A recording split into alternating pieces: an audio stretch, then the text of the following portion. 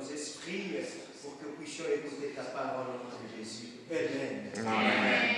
Amen, Église. Amen. Aujourd'hui, j'aimerais que nous puissions nous approcher. C'est pas pourquoi, c'est moi, maman connaît les petits secrets. Amen, amen. Amen. Et papa Joël aussi connaît ces petits secrets. Amen, amen. C'est pas pourquoi Dieu a voulu que ce soit comme ça. Je ne savais pas qu'aujourd'hui c'était mercredi.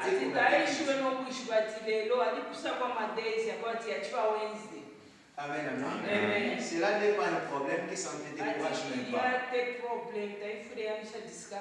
Amen, amen. On va reprendre les livres de Luc 1. Papa Baptiste, pourriez-vous nous aider? Luc 1, on peut commencer au 4e verset.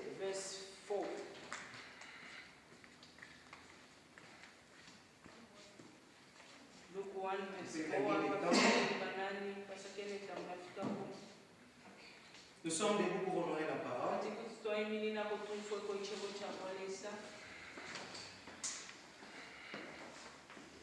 Merci. Français.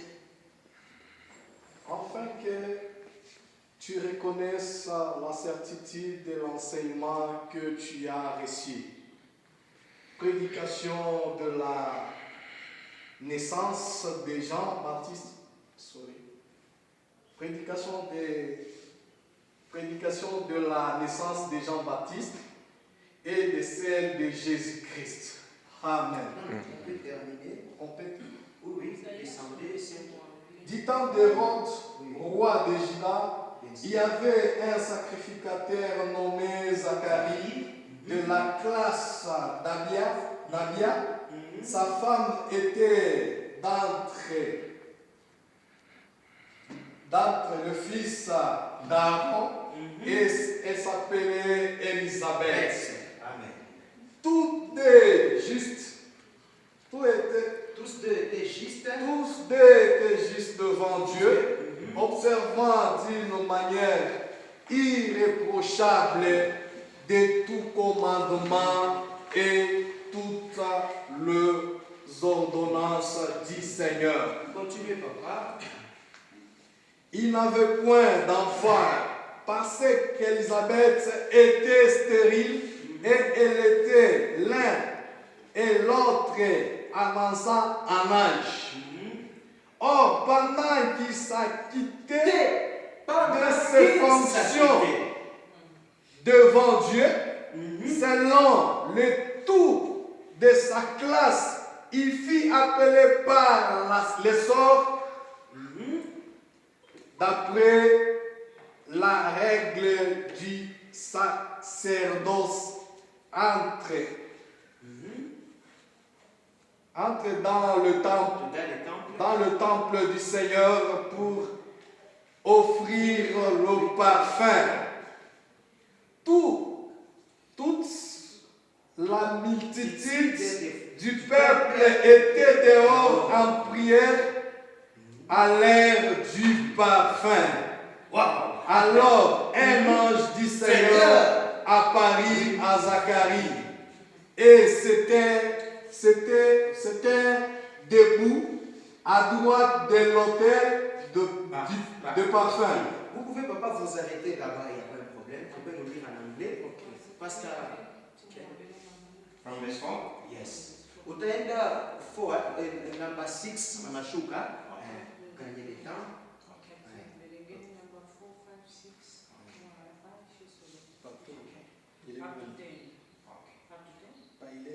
So Luke chapter 4, chapter 1, verse 4 to 6. 1:6, yes.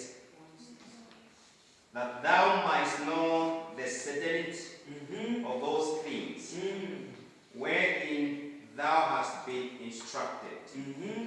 There was in the days of Herod, the king of Judea, a certain priest named Zacharias of the cause of Abia, and his wife was of the daughters of Aaron, and her name was Elizabeth.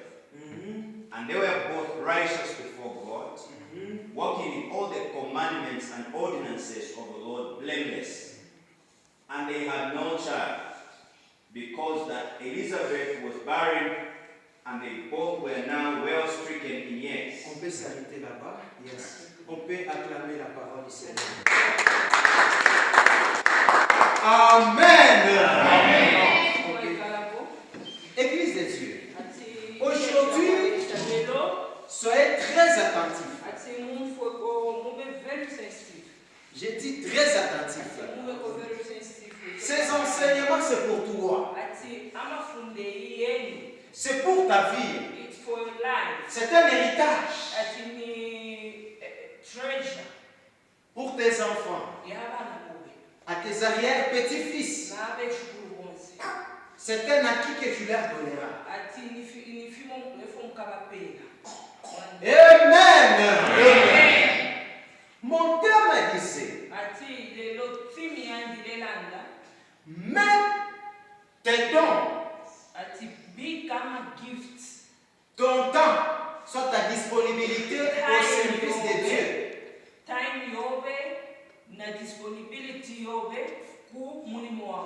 Et tu verras l'accomplissement de ces promesses. Amen, amen. Amen. Et j'étais en train de parler des dons spirituels. Mon enseignement n'est pas terminé. À chaque fois que l'Éternel nous donnera l'opportunité d'être devant vous,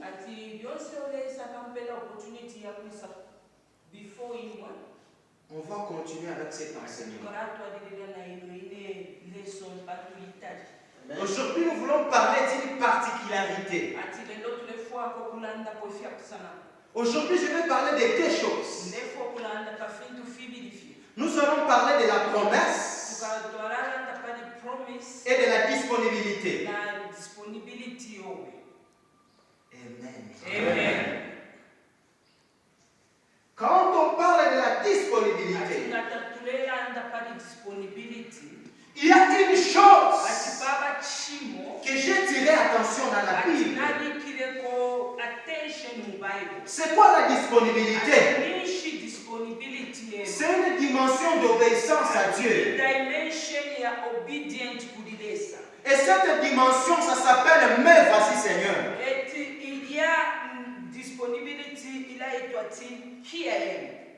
Amen, Église. Amen, Église. Amen. Ça s'appelle mais voici Seigneur.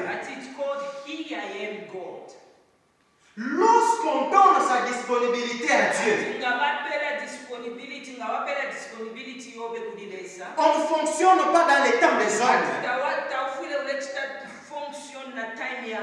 On fonctionne dans les temps de Dieu. Ça signifie que ta vie ne dépend pas de toi, ça dépend de Dieu.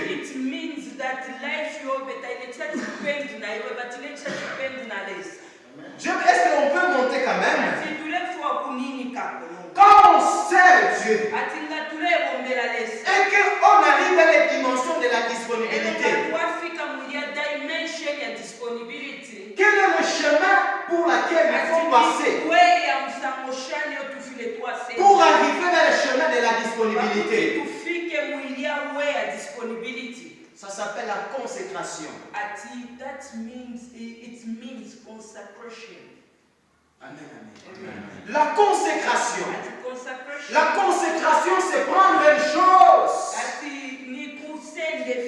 et le dédier à quelqu'un. Donc cette chose commence à dépendre de cette personne. C'est quand tu achètes le téléphone, dès lors que tu l'achètes, ce téléphone t'appartient à jamais.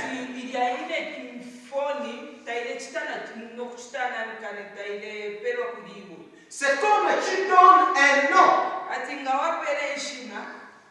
Tu as un fils qui vient de naître. Tu prends le nom de ton père, tu le donnes.